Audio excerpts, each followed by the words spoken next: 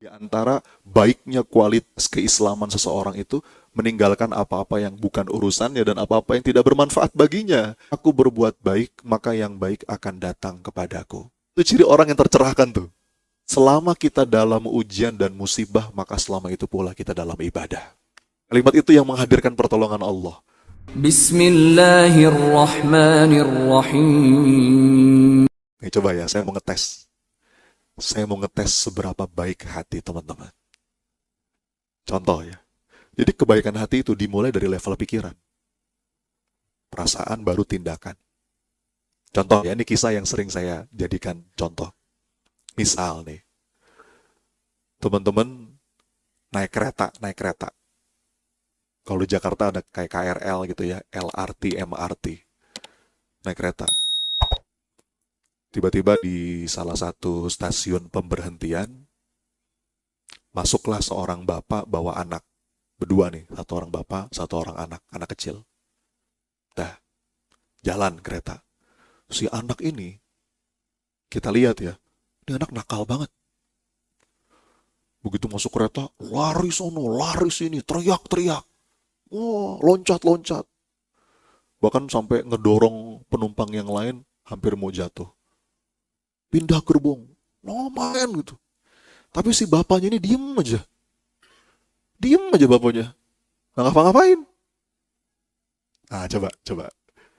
Sampai sini ceritanya. Jawab. Bagaimana cara Anda memandang anak itu? Dan si bapak itu? Ayo, gimana rasanya? Ayo, jawab. Hah? Gimana? Kita langsung menghakimi biasanya, betul ya? Kesel nggak? Sebel. Ini mah orang soleh-solehah dia nih ya. Nggak ada yang jawab kesel. Ada kesel gitu kan? Biasanya kita langsung menghakimi. Ya, ini anak bader banget sih. Bader tuh bahasa Betawi. Ini bapak, gimana sih anaknya nggak dibawa gitu nggak? Nah itu tuh, menghakimi, judging. Sampai akhirnya ada seorang penumpang yang berani negur si bapak itu. Pak, itu anaknya bilangin dong pak. Gimana sih pak? Diem aja. Teman-teman tahu nggak apa jawaban si bapak itu? Si bapak itu ngomong dengan agak terbata-bata, mungkin agak berkaca-kaca. Terus bapak itu ngomong gini, mohon maaf ya bapak ibu, saya terus terang bingung harus gimana. Karena saya baru dapat kabar istri saya alias ibunya anak itu baru meninggal dunia. Kecelakaan.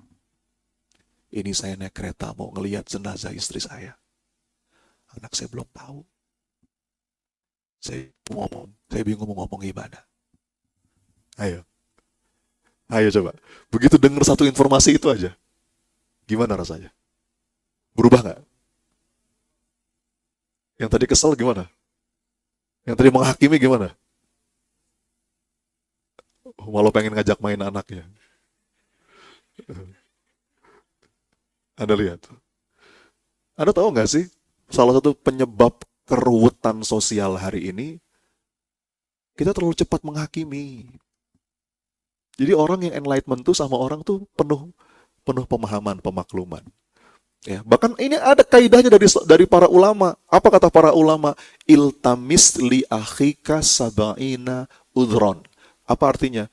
Carilah 70 uzur untuk saudaramu.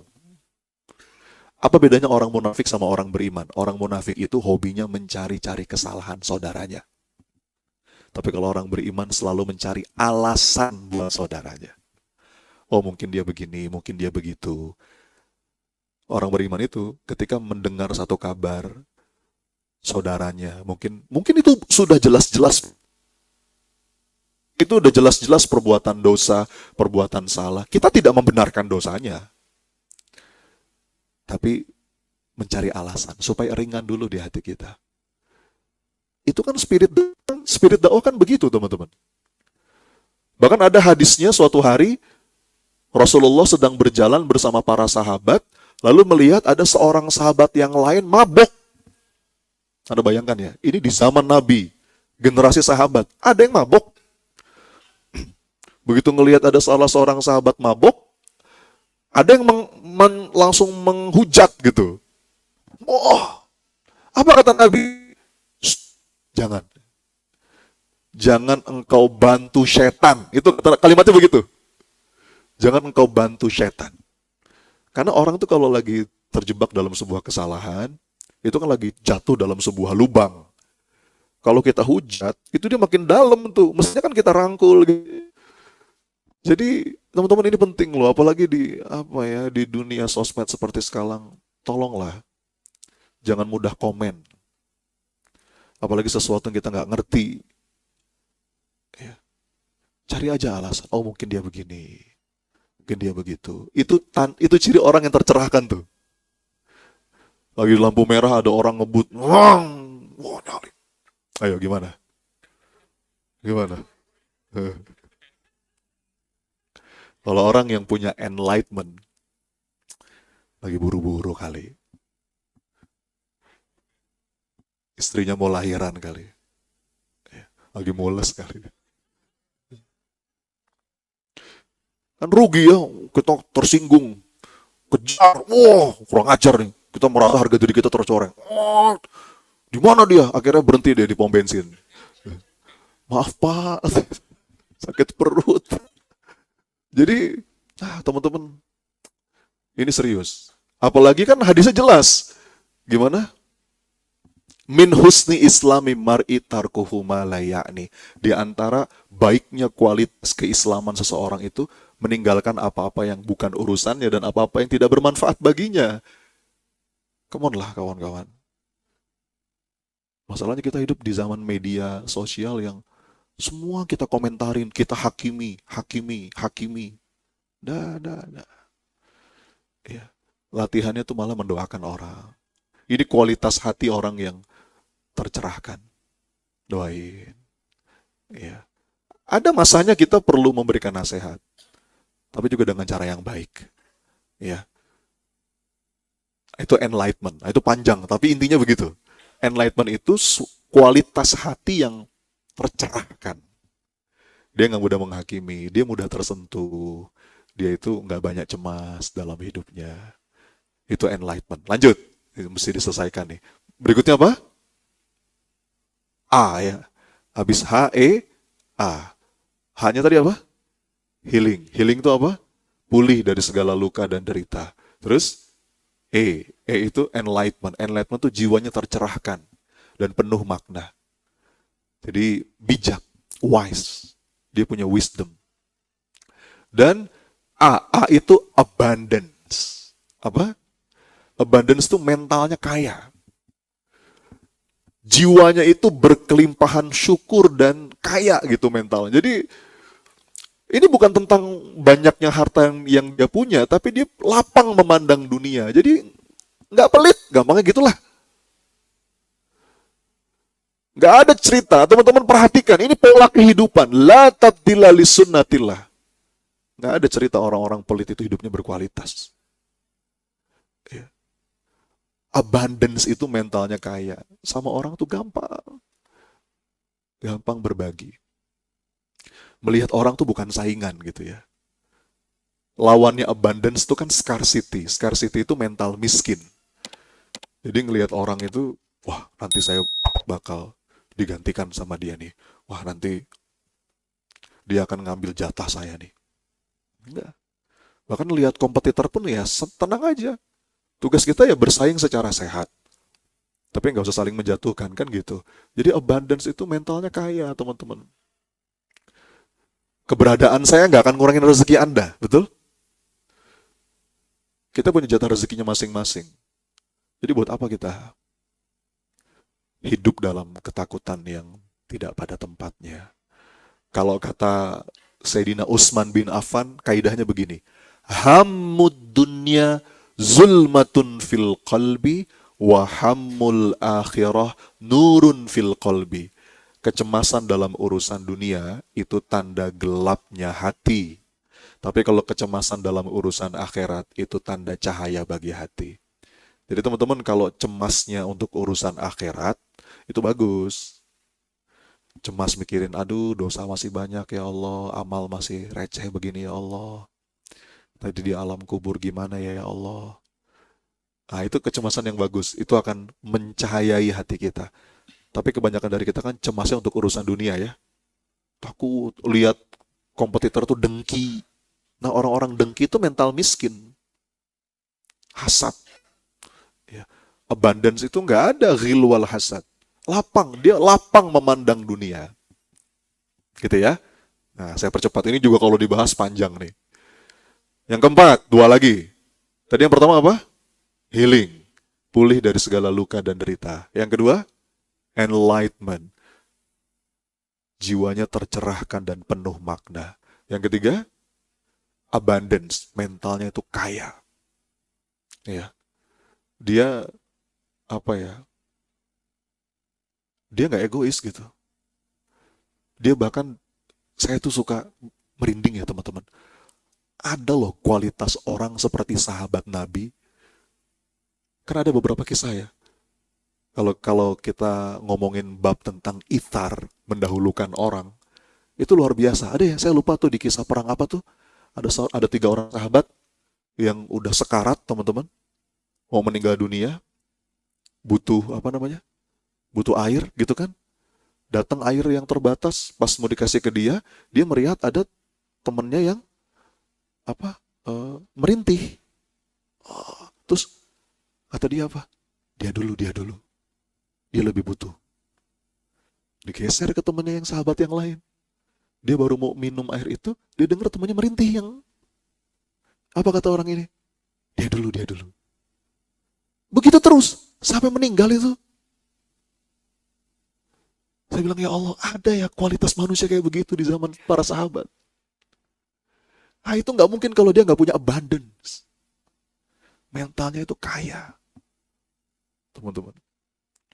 Jadi, lapang memandang dunia. Lepas gitu. Jadi kalau berbuat baik itu yang lepas. Itu nggak kemana-mana. Teman-teman. Kaidah hidup itu, jika aku berbuat baik, maka yang baik akan datang kepadaku. Coba diulang. Ayo yang kompak. Jika aku berbuat baik, maka yang baik akan datang kepadaku. Apa ayat Qur'annya? Hal jazaul ihsan illal ihsan. Jadi orang yang punya abundance tuh lepas. Dia tuh memang ya hidup ini berbuat baik karena Allah. Sudah selesai. Perkara apa yang kita baiki itu balas baik atau enggak, ya itu bukan urusan kita. Tugas kita berikan yang terbaik. Itu mental kaya. Kalau orang punya mental miskin, what's in it for me? Tar dulu, apa untungnya buat gue nih? Kalau ada untungnya buat gue, baru nih gue lakuin. Ya itu sebetulnya naluri manusia, nyari untung. Tapi kalau terjebak di situ, akhirnya selfish, egois. Apa yang bikin hutan tuh dibalak kayak begitu? Pembalakan liar. Keserakahan, itu mental miskin. Dia nggak peduli dampaknya. Yang penting gue untung. Ya. Itu scarcity thinking. Ya, pokoknya gue. Enggak. Kalau orang punya abundance mentality, dia itu memikirkan juga kepentingan orang. Ya. Apa sih yang kita cari gitu, yang mau, kata Nabi, ya kita sepiring nasi aja udah kenyang gitu loh. Oh, produksi itu sebesar-besarnya. Jadi gini, rumus zuhud ya. Rumus zuhud itu begini teman-teman. Produksi sebesar-besarnya, konsumsi sekedarnya, distribusi seluas-luasnya. Coba diulang. Apa? Produksi sebesar-besarnya, konsumsi sekedarnya, distribusi. Jadi maksudnya gini, jangan sampai kita menyalahartikan zuhud atau qanaah. Seakan-akan ya, zuhud atau qanaah itu, ya adalah Ustaz, saya mah segini aja. Adalah. Tapi dia nggak produktif. Oh itu salah kaprah. Orang zuhud itu produktif. Padat karya, karyanya hebat. Teman-teman, kalau untuk karya nggak boleh sederhana. Yang sederhana tuh gaya hidup. Gaya hidup sederhana, tapi karya, kontribusi itu nggak boleh sederhana. Jadi produktif, tapi konsumsi sekedarnya. Distribusi seluas-luasnya. Itu abundance mentality. Oke? Lanjut. Nah, yang berikutnya huruf apa? R, dua lagi nih. R itu apa? R itu resilient. Apa? Resilient. Resilient itu apa? Ada yang tahu nggak? Tangguh. Dia mampu bertahan dan bertumbuh dengan lega. Jadi selesai satu masalah, apakah beres? Nih, kita punya masalah nih. Luka, jatuh, patah. Terus kita healing. Oke, kita pulih. Terus udah beres. Masalah kan selalu ada, betul kan? Kata seorang pepatah, badai pasti berlalu. Betul nggak kalimat itu? Betul, tapi belum lengkap. Gimana yang lengkap? Betul, badai pasti berlalu. Tapi selama kita masih hidup, begitu satu badai berlalu, nanti ada badai-badai yang lain. Ini wajah-wajah pengalaman semua kan. Wajah-wajah pengalaman dihantam badai. Ini. Wajah-wajah tergoncang. Jadi orang yang resilience tuh dia tangguh. Dia punya prinsip, selama kita dalam ujian dan musibah, maka selama itu pula kita dalam ibadah. Dan dia yakin, pokoknya seberat apapun keadaan, ini sentuhan sayangnya Allah. Allah nggak akan menimpakan kita yang itu melampaui batas kesanggupan kita sebagai seorang hamba. Ini semua sentuhan cinta dari Allah. Dan dalam setiap kesulitan, Allah sertakan kemudahan. Gitu kan? Kata Abdullah bin Mas'ud, seandainya kesulitan itu masuk ke dalam sebuah batu, maka kemudahan akan ikut mengejarnya, masuk juga ke dalam batu itu. Ayo, mau pergi kemana kesulitan? Mau lari kemana kesulitan? Dia ngumpet di batu, kemudahan akan mengejar. Itu perkataan dari Abdullah bin Mas'ud ketika beliau mentadaburi ayat Quran, fa inna ma'al usri yusra, inna ma'al usri yusra. Jadi orang yang punya resilience, dia yakin betul dengan hal itu. Dan kalaupun keadaan berat, kalaupun keadaan sulit, bersamaan dengan itu Allah karuniakan kemudahan yang lebih banyak. Jadi resilience itu nggak mudah patah arang, nggak mudah jatuh di tengah jalan. Ya, lawannya resilient itu apa? Fragile. Tahu fragile teman-teman? AATT fragile. Tulisannya fragile. Pernah baca? Baca di mana? Di paket. Ini kan wajah-wajah sahabat paket semua ya. Sahabat tukang paket nih. Setiap hari disapa terus sama tukang paket. Fragile itu gampang rapuh. Ini gelas nih, ini fragile. Ini kalau dibanting pecah dia. Itu fragile. Kalau resilient, tahan banting. Ditekan, dibanting, dia nggak pecah. Bahkan liyazdadu imana ma'a imanihim. Dia lebih kuat. Ya, dia mampu menahan beban. Ya, kayak jembatan loh. Jembatan itu kan kalau ada mobil gede yang lewat, mungkin dia lewat sedikit, tapi balik lagi. Nah itu psikologi manusia juga bisa begitu. Ya. Nah itu namanya resilience teman-teman. Terakhir, huruf apa terakhir? T. Coba diulang biar teman-teman ingat. Rumusnya apa? Heart. Ada berapa huruf? 5. Yang pertama apa? Healing. Healing itu apa? Pulih dari segala luka dan derita. Yang kedua, E. E itu apa? Enlightenment. Tercerahkan dan penuh makna. Memandang hidup dengan cara yang berbeda. Ya. Dia punya kelembutan hati. Gampangnya begitulah. Hatinya tuh baik. Ya, itu enlightenment. Kalau kita punya hati yang baik itu akan mengundang jadi magnet kebaikan-kebaikan dalam hidup. Terus A itu apa? Abundance, punya mental kaya. Terus resilient, resilient itu tangguh. Dia nggak mudah burn out. Makanya kan katanya anak-anak zaman sekarang itu kurang resilient, fragile, dikit-dikit healing, dikit-dikit healing. Ya, dapat omelan sedikit dari bosnya, langsung bikin story, bikin status, bikin video.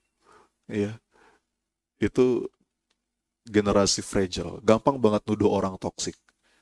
Dia toksik, dia toksik, dia toksik. Hati-hati loh. Kita suka gampang, dia toksik, toksik, toksik.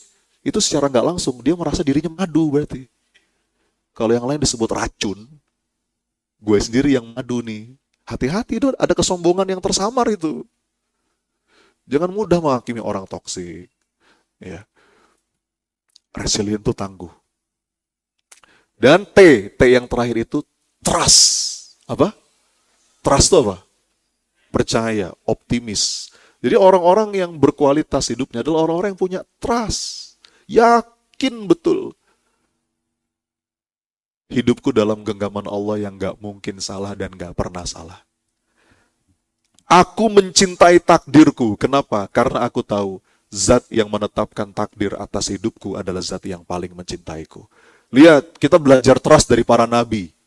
Nabi Zakaria bertahun-tahun menanti seorang anak. Tulangnya lemah, rambutnya udah putih semua. Tapi trust itu gak pernah hilang dari hatinya. Nampak dari doanya, walam akum bidu'aika rabbi syaqiyya. Ya Allah, aku gak pernah kecewa dalam berdoa padamu. Nabi Musa, ketika di depan sama sekali gak ada jalan, di belakang Fir'aun dan pasukannya makin dekat. Fa'atba'uhum musyrikin, falamma tara'al jam'an, mereka sudah saling melihat-melihat. Bani Israel sudah panik. Qala ashabu Musa inna lamudrakun. Musa, mati kita Musa. Hancur kita, habis kita Musa. Tapi yang keluar dari lisan Nabi Musa itu trust. Apa beliau bilang? Kalla innama iya rabbi sayahdin. Tidak. Kita tidak akan tersusul. Kenapa? Allah bersamaku. Dan Allah akan memberiku petunjuk. Itu kalimat trust. Kalimat itu yang menghadirkan pertolongan Allah. Baru turun perintah. Musa, pukul tongkatmu. Terbelah lautan. Selamat mereka. Firaun tenggelam. Bisa gak kita punya trust seperti Nabi Yakub yang sedih berkepanjangan kehilangan anaknya Nabi Yusuf. Saking sedihnya matanya sampai putih. Tapi Nabi Yakub gak pernah kehilangan trust. Kalimatnya beliau yang diabadikan dalam Quran, wala tai'asu min rauhillah innahu la yai'asu min rauhillahi illal qaumul kafirun. Cari Yusuf. Jangan putus asa. Sesungguhnya putus asa itu hanyalah untuk orang-orang kafir. Ketika dihadapkan dengan sebuah kemustahilan, sebagaimana pasukan Tolut yang harus berhadapan dengan Jalut, raksasa, lebih banyak, lebih kuat, sedangkan kita pasukan sedikit. Tapi Tolut yang keluar dari lisannya kalimat trust. Kam min fi'atin qalilatin ghalabat fi'atan katsiratan biidznillah. Berapa banyak pasukan kecil bisa mengalahkan pasukan banyak dengan izin Allah. Begitu pula kaum muslimin Madinah ketika dikepung di perang Uhud. Ya. Diancam untuk dikepung setelah dipukul mundur oleh musyrikin Quraisy. Tapi mereka nggak kehilangan trust dan mereka berucap hasbunallah wa ni'mal wakil. Teman-teman, hiduplah dengan trust, percaya, optimis, baik sangka. Itu 5 kunci setelan hati untuk hidup yang berkualitas. Rumusnya apa? Heart. Apa aja itu? Yang pertama, healing. Yang kedua, enlightenment. Yang ketiga, abundance. Yang keempat, resilience. Dan yang kelima, trust. Mudah-mudahan 5 ini menjadi kaidah penting yang kita bawa mengawali 2026 ini untuk punya hidup yang lebih berkualitas. Amin.